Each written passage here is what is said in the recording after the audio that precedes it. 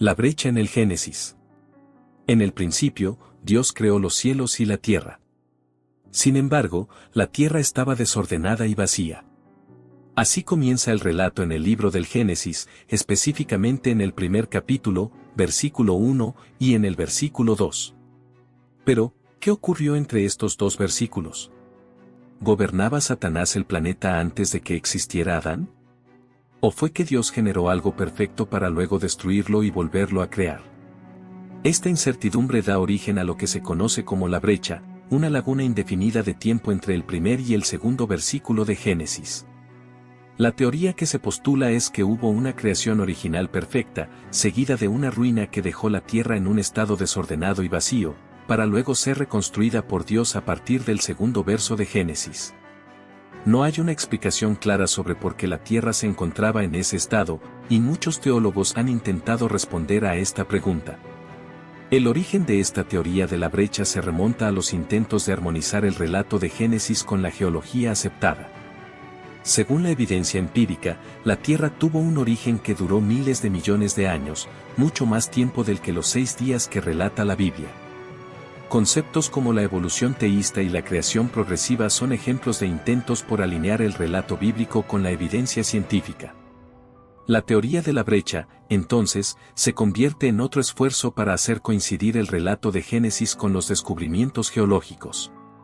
Para entender el origen de esta teoría, es necesario retroceder al siglo XXI, cuando la geología comenzó a consolidarse como una fuerza en el ámbito científico.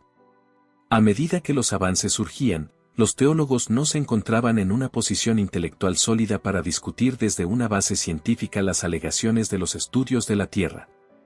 La teoría postulaba que la Tierra fue creada a lo largo de un largo proceso que tomó millones de años.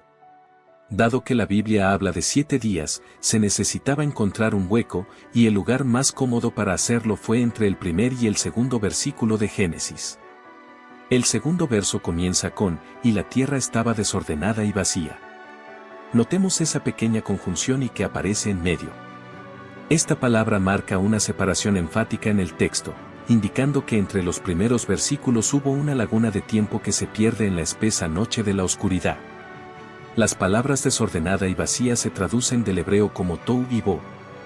Estas palabras aparecen juntas solo en 3 ocasiones en toda la Biblia, en Génesis 1:2, en Isaías 24:11 y en Jeremías 4:23. En estos versículos se habla de una desolación, de un desorden y de un vacío que son precedidos por un juicio de Dios. Surge entonces la pregunta, ¿hubo un juicio por parte de Dios antes de la creación de la humanidad? Si es así, ¿sobre quién o quiénes cayó? Este juicio podría haber recaído sobre Satanás y sus ángeles caídos, como parte de un plan divino para que la raza humana se conectara con su Creador. Este es un misterio reservado al autor de la vida. Lo que sabemos es que el desorden que aparece tras el primer versículo de Génesis ocurre sin dar explicaciones. Solo conocemos que Dios lo reparó y puso orden. Isaías 14, 12-13 nos dice, ¿cómo caíste del cielo, oh lucero, hijo de la mañana? Cortado fuiste por tierra, tú que debilitabas a las naciones. Tú que decías en tu corazón, subiré al cielo, en lo alto junto a las estrellas de Dios levantaré un trono, y en el monte del testimonio me sentaré a los lados del norte, sobre las alturas de las nubes subiré y seré semejante al Altísimo.